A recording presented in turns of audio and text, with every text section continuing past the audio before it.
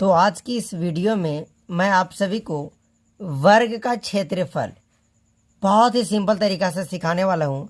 वर्ग का क्षेत्रफल कैसे निकाला जाता है, वर्ग का परिमाप कैसे निकालते हैं। उसके बाद हम सबसे पहले समझ जाएंगे कि आखिर ये वर्ग हम किसको कहते हैं, वर्ग की कितनी भुजा होती है, वर्ग के कितने कोण होते हैं।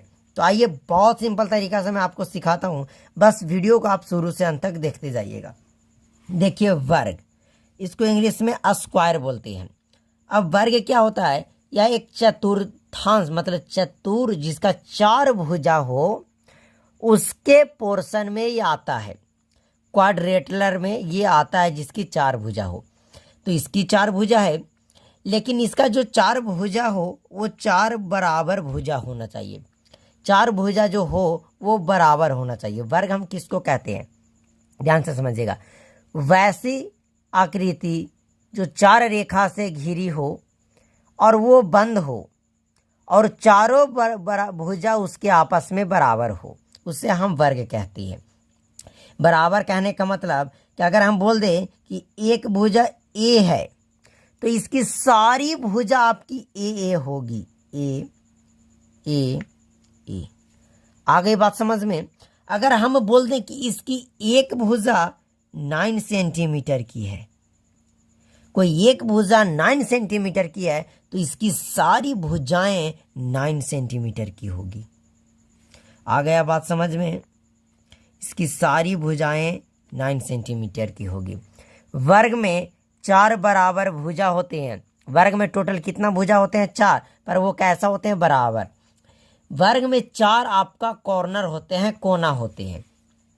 कॉर्नर 1 2, एक रहे ये 3 और ये रहा चौथा।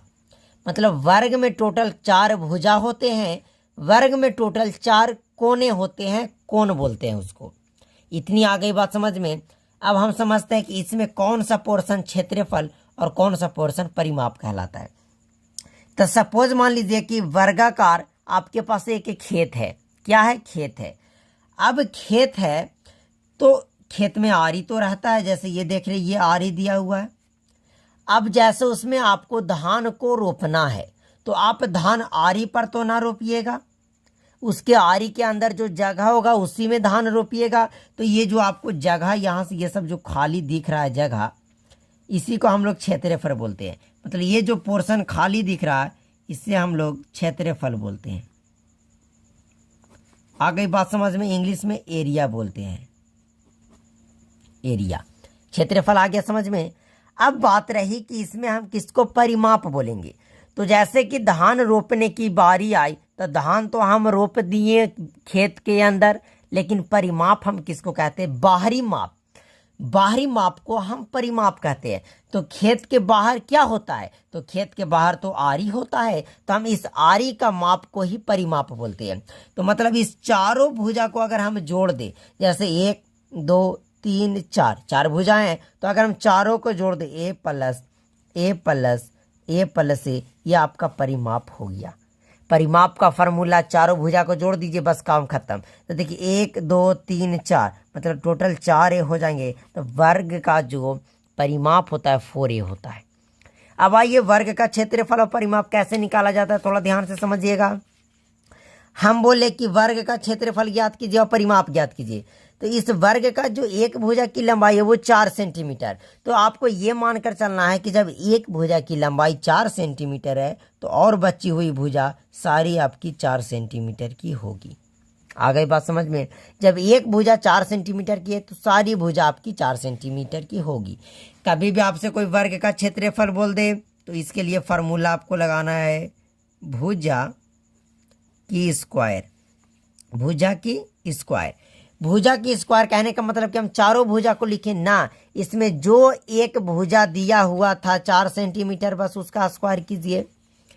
तो भुजा का स्क्वायर करेंगे तो भुजा आपका कितना दिया हुआ, 4 सेंटीमीटर दिया हुआ था तो हम 4 लिख लेंगे। सेंटीमीटर है तो सेंटीमीटर लिख लेंगे, इसका स्क्वायर करेंगे। बताइए 4 का स्क्वायर क्या होता है, 16, और सेंटीमीटर का स्क्वायर यानी सेंटीमीटर पर घात 2 हो जाएगा। तो लीजिए ऐसे भी आपका क्षेत्रफल कभी भी आएगा तो उसका यूनिट का घात डबल हो जाता है।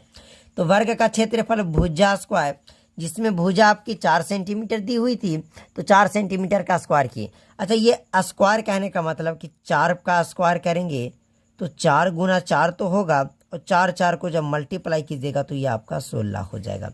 यहाँ से ये आपका आ गया।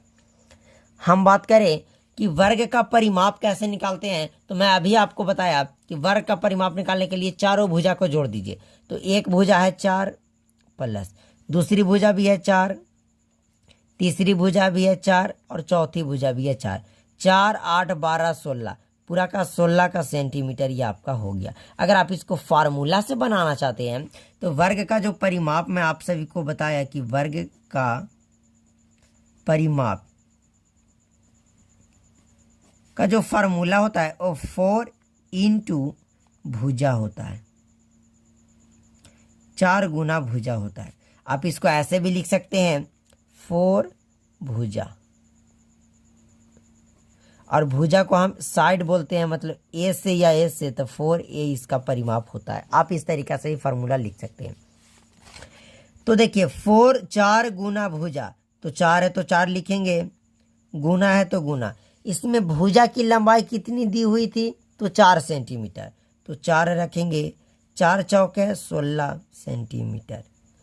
मतलब हम डायरेक्ट भी जोड़े तो 16 आ गया, फार्मूला से भी बनाए तो हमारा 16 आ गया। तो आइए हम एक और एग्जांपल लेते हैं, उससे आपको थोड़ा कुछ एक्स्ट्रा चीज़ें बताते हैं। ओके, तो हमारे पास एक वर्ग है जिसकी एक भुजा की लंबाई है 5 सेंटीमीटर। तो आपको इसको क्षेत्रफल और परिमाप बताना है। तो इसका हम क्षेत्रफल बताएंगे। तो क्षेत्रफल का फार्मूला हम बताएं कि क्षेत्रफल कभी भी निकालना रहे तो भुजा का स्क्वायर आपको कर देना है। तो भुजा कितना दिया हुआ 5 सेंटीमीटर, तब 5 सेंटीमीटर का स्क्वायर करेंगे। 5 का स्क्वायर हो जाएगा 25 और सेंटीमीटर का स्क्वायर हो जाएगा सेंटीमीटर का स्क्वायर। तो फाइनली किसी भी वर्ग का एक भुजा की लंबाई 5 सेंटीमीटर हो तो उसका क्षेत्रफल 25 हो जाएगा। इसका अगर हम परिमाप की बात करें तो 4 गुना भुजा, 4 गुना भुजा कितना दी हुई है 5, करेंगे 5 चौके 20 सेंटीमीटर। तो हम उम्मीद करते हैं कि वर्ग का क्षेत्रफल, वर्ग की परिमाप आप सभी को ज्ञात करना आ गया होगा। हम एक प्रश्न देते हैं, उसको बनाकर आप सभी उसका आंसर कमेंट में ज़रूर दीजिएगा। मुझे आशा ना पूरा विश्वास है कि उसका सलूशन करके आप उसका आंसर कमेंट में ज़रूर दीजिएगा, क्योंकि ये प्रश्न थोड़ा सा आपके लिए डिफ़िकल्ट लग सकता है, पर ये प्रश्न काफ़ी शानदार है। ओके, तो आप सभी का एक अगला जो प्रश्न है कि यह एक वर्ग है जिसकी एक भुजा की लंबाई 3.3 सेंटीमीटर है, 3.3 सेंटीमीटर है। तो इसकी क्षेत्रफल, जो ये बीच वाला होता है, क्षेत्रफल क्या होगा और इसकी परिमाप क्या होगी। मेरे साथियों, मैं उम्मीद करता हूं कि आप सभी इसका बनाकर आंसर आपको कमेंट में देना है। इसका आंसर कमेंट में आपको देना है, राइट। तो चलिए इस वीडियो को यहीं समाप्त करते हैं।